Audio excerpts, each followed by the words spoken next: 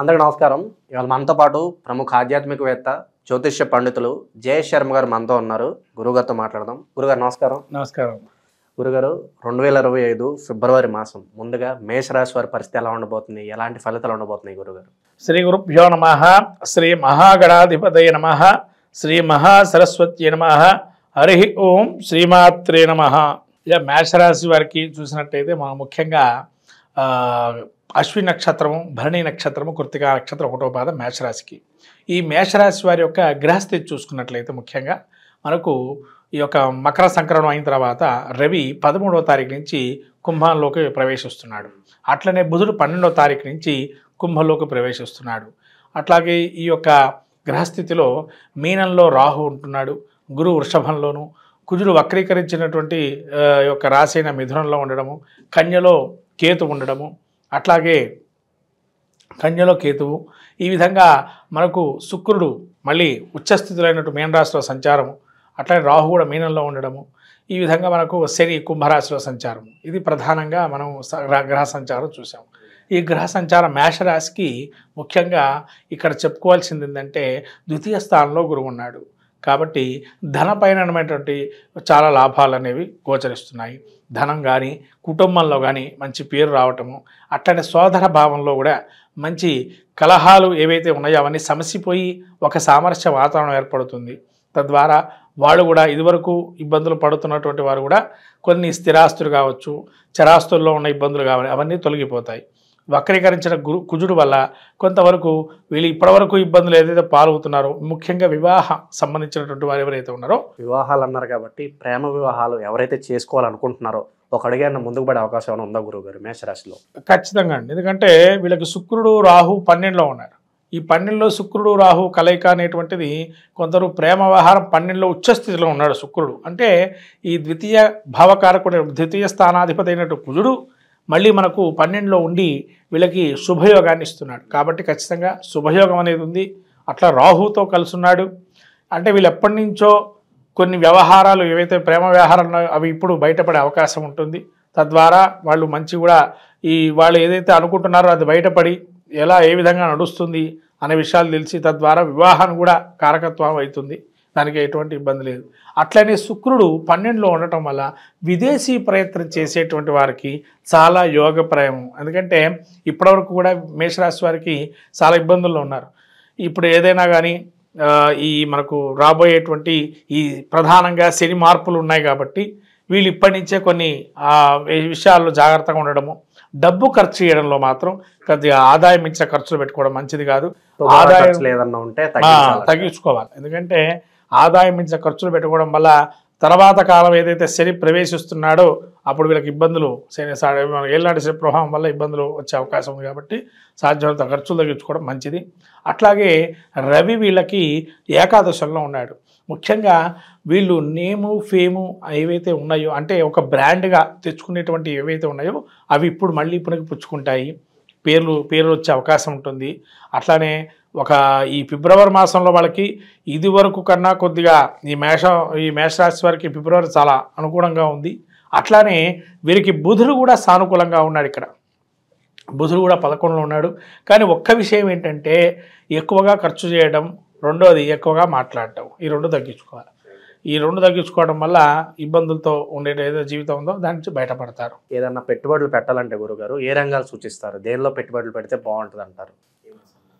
వీరు పెట్టుబడులు పెట్టేటట్టయితే కనుక ఖచ్చితంగా వీరు మన గురువు సంబంధించినటువంటి, గురువు అంటే మేనేజ్మెంట్ స్కిల్స్ వాటిలో కానీ పెట్టుబడవచ్చు. ఎడ్యుకేషన్ సంబంధించి ఏదన్నా ఎడ్యుకేషన్కు సంబంధించి మేనేజ్మెంట్ స్కిల్స్, విద్య సంబంధించి కానీ, అట్లనే మళ్ళీ ఫార్మాసిటికల్ రంగంలో అంటే ఏదైతే ఫార్మాసిటికల్ సంబంధించి కెమికల్స్ వాటికి సంబంధించిన వాటిలలో కూడా చాలా బాగా ఉంటుంది. నిరుద్యోగులకు ఏదన్నా శుభవార్త ఉందా గురుగారు ఈ మాసం? మరి నిరుద్యోగులకి కించిత్ అంటే ఇప్పుడు పరిస్థితి చూసినట్టయితే ఈ మాసంలోనే రావాలి ఇంకా వీళ్ళ ఉద్యోగం. ఎందుకంటే రాబోయేది 7.5 శని. ఇక ఆ సమయంలో కొద్దిగా కష్టతరమైన అయినా కానీ వీళ్ళు ఈ గురువు అనుగ్రహం ఇంకా వీళ్ళ మీద ఉంది కాబట్టి ద్వితీయ స్థానంలో గురువు ఉండడం వల్ల ఖచ్చితంగా వీళ్ళు మే లోపల సెటిల్మెంట్ అనేది రావాలి. వీళ్ళకి గట్టిగా ప్రయత్నం చేయాల్సిందే. ఉద్యోగస్తుల పరిస్థితి ఎలా ఉండబోతుంది గురుగారు ఈ మాసం? కొద్దిగా డబ్బు పరంగా ఉద్యోగస్తులు ఇబ్బందులు ఉన్నా అయినా బయటపడతారు. కాకపోతే కొద్దిగా ఉద్యోగంలో ఉండేటువంటి వారికి ఒత్తిడి అనేది ఎక్కువగా ఉంటుంది. ఎందుకంటే రవి 10లో ఉన్నాడు 12వ తారీఖు దాకా. కాబట్టి రవి 12లో ఉండడం వల్ల బాగా ప్రెజర్ అనేది ఉంటుంది. అయినా వీళ్ళు దాన్ని తట్టుకొని బయటకు వస్తారు. అయితే వీళ్ళ సహచరులు ఎవరైతే పక్కగా ఉంటారో నిదానంగా వీళ్ళవి ఏంటంటే ఇక్కడ ఇది మీరు చేయలేదనో ఏదో వాళ్ళ మీద నెపం నోపి ఆ విధంగా వీళ్ళని ఇబ్బంది పెట్టడం జరుగుతుంది. అక్కడ ఏముండదు, అన్నీ పై అధికారుల వల్ల అంతా క్లీన్ చిట్టుగానే బాగానే ఉంటుంది. ఈ వెనకాల ఉన్న వాళ్ళతోనే ఇబ్బంది. కాబట్టి వీళ్ళు ప్రత్యేకంగా పక్కకు ఉండేటువంటి వారు నమ్మేదానికన్నా పై అధికారులు మన గురించి ఏమనుకుంటున్నారనే విషయాన్ని నమ్మడం అనేది మంచిది. అంతేగాని పక్కనున్న వాళ్ళతో సంబంధం లేదు. కాకపోతే వాళ్ళతో మాట్లాడి వాళ్ళ మాట వాళ్ళకి చెప్పడం అనేది మంచిది. భూమికి సంబంధించిన వ్యవహారాలు ఇవి ఎలా ఉండబోతున్నాయి? ఏదన్నా కొనాలన్నా అమ్మాలన్నా సరే ఈ వ్యవహారాలు ఎలా ఉండబోతున్నాయి గురుగారు? భూమికి సంబంధించిన వ్యవహారాలు కొద్దిగా బాగానే ఉంటుంది. ఇప్పుడే వీళ్ళు ఏదన్నా కొనేసుకోవచ్చు. ఎందుకంటే కుజుడు వక్రీకరించి ఉన్నాడు, గురుడు ద్వితీయంలో ఉన్నాడు, యోగాన్ని ఇస్తున్నాడు, స్థల యోగాన్ని కూడా. ఖచ్చితంగా వీళ్ళు స్థలాన్ని కూడా తీసుకోవచ్చు, దానిలో ఎటువంటి ఇబ్బంది లేదు. ఆరోగ్యపరంగా ఎలా ఉండబోతుంది?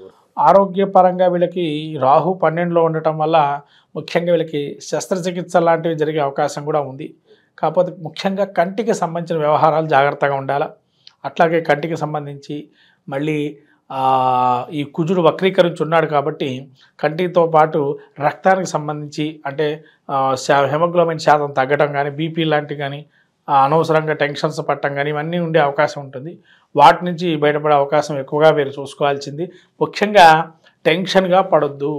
టెన్షన్ పట్టడం వల్ల ఏమైనా బీపీ పెరగటము లేదా ఆటోమేటిక్గా మనకు పల్స్ రేట్ తగ్గటము ఇవన్నీ ఉండే అవకాశం ఉంటుంది. కాబట్టి టెన్షన్ పడకుండా ఉంటే మనకు సానుకూలంగా ఉంటుంది. మీరు అన్నట్టుగా కంటికి మాత్రం ఖచ్చితంగా 1-2 సార్లు కంటి కనబడకపోతే ఏదైనా కంటికి సంబంధించిన ఇబ్బందులు వస్తే వెంటనే వైద్యుని సంపాదించడం మంచిది. ఇంకా మంచి ఫలితాలు పొందడానికి మేషరాశి వారికి ఏదన్నా రెమెడీస్ ఉంటే తెలియజేయండి గురుగారు ఈ మాసం. ముఖ్యంగా వీరికి ఈ మాసంలో బుధుడు విష్ణు సహస్రనామం పారాయణం చేయటం, విష్ణు సహస్రనామం వినటం. అంటే ఈ మాఘమాసంలో విష్ణునామ సహస్రనామం ఎంతవరకు అంటే ప్రతినిత్యము కూడా విష్ణు దేవాలయాలకి వెళ్ళి స్వామివారికి తులసి మాల సమర్పణ చేయటం కానీ, తులసితో అర్చన చేయటం కానీ, సాలగ్రామ తీర్థం తీసుకోవటం కానీ, సాలగ్రామ అర్చన చేసుకోవటం కానీ, అట్లాగే అవకాశం ఉంటే కనుక ఏదైనా హోమంలో పాల్గొని ఆ హోమం యొక్క ద్రవ్యాన్ని తీసుకొని బొట్టుగా స్వీకరణ చేస్తే కూడా చాలా అద్భుతంగా ఉండదు. విష్ణు సహస్రనామ పారాయణం అనేది చేసుకోవటం వల్ల వీళ్ళకి ముఖ్యంగా చెప్పాలంటే బుధుడు అనుకూలంగా కావాలని చెప్పి ఉండాలి. కాబట్టి ఈ యొక్క బుధుడు అనుకూలం ఉంటే అన్ని విషయాలు లౌకిక జ్ఞానం బాగుంటుంది. కాబట్టి బుధుడు అనుగ్రహం పొందడానికి విష్ణు సహస్రనామ పారాయణం, అట్లానే ప్రతి ఆదివారం రోజు దగ్గర ఉన్నటువంటి ఏదైనా గ్రామ దేవతాలయాన్ని దర్శనం చేసుకోవటం, దండం పెట్టుకోవడం, కుంకుమార్చన చేసుకోవటం వల్ల ఇంకా మంచి ఫలితాలు వస్తాయి. మనకు రాబోయేటువంటిది ఈ మాఘమాసం, ఫిబ్రవరి నెల.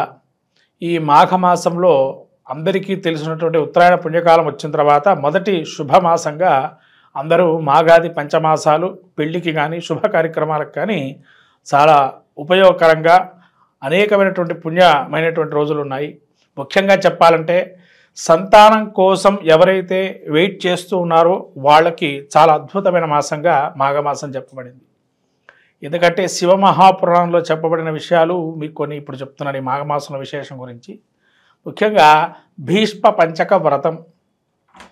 ఈ భీష్మ పంచక వ్రతం ఏదైతే ఉంటుందో ఎవరైతే సంతానం లేనటువంటి వారు భీష్మ పంచక వ్రతాన్ని ఆచరిస్తే కనుక సంతానం కలుగుతుందని శివమహాపురాణంలో తెలుపబడింది.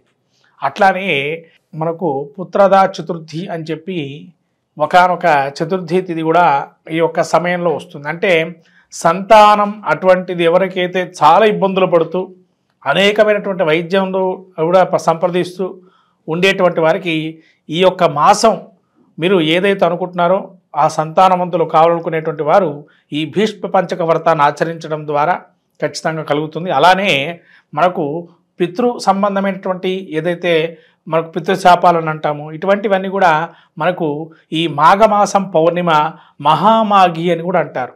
కాబట్టి ఈ మహామాఘి ఏదైతే ఉందో ఈ మాఘమాసంలో వచ్చేటువంటి పౌర్ణమి రోజున ఎవరైతే ఉపవాసం చేసి లలితా సహస్రనామం పారాయణం చేసుకొని నవనీతాన్ని కానీ పాయసాన్ని కానీ చంద్రుడికి సమర్పించి అమ్మవారికి ఉపవాసం ఉన్నట్లయితే ఖచ్చితంగా ఆ విధంగా మనకు ఉత్తర పీఠిక లలితా సహస్రనామాలు ఉత్తర పీఠికలో ఉంది. ఆ ఉత్తర పీఠిక మీరు చదువుకున్నట్లయితే ఖచ్చితంగా ఎన్ని సంవత్సరాలు కానీ ఎన్ని నెలలు చేస్తే ఈ ఫలితం వస్తుందో కూడా చెప్పబడింది. అలా శ్రీచక్రార్చన ఇవన్నీ కూడా ప్రాముఖ్యంగా మాఘమాసం చాలా విశేషమైనటువంటిది. అట్లాగే మీకు ఈ భీష్మ ఏకాదశి అని అట్లానే మనకు మహామాఘి అని, మహాశివరాత్రి ఇలా పర్వదినాలని కూడా ఈ మాఘమాసంలో వస్తాయి. కాబట్టి ఈ 12 రాసుల వాళ్ళందరూ కూడా ఈ మాఘమాసంలో కూడా అనేక పుణ్య కార్యక్రమాలు నెరవేర్చుకొని, అందులో మాఘ స్నానం అంటారు. ముఖ్యంగా మనకు మాఘ పురాణం కూడా ఉంది. అంటే పద్మపురాణం అంతర్గతంగా ఈ యొక్క మాఘ పురాణం కూడా ఉంటుంది. అంటే పద్మపురాణంలో ఎవరైతే విష్ణుమూర్తిని ఎక్కువగా వైశాఖ మాసంలో కానీ, అట్లానే మనకు కార్తీక మాసంలో కానీ, ఇట్లా మాఘమాసంలో కానీ ఈ పురాణాలు మన అందులోంచి తీసుకోబడింది. ఈ స్కాంద పురాణంలో కొంత, అట్లానే పురాణం మరి పద్మపురాణంలో కొంత ఆ భాగాలు తీసుకొని ఈ పురాణాలు ఏర్పడినాయి. కాబట్టి ఈ మాఘ పురాణం కూడా మనకు స్నానాల గురించి తెలుపబడింది విశేషంగా. కాబట్టి ఎవరికైతే అవకాశం ఉంటుందో సముద్ర స్నానం అనేది చాలా విశేషము.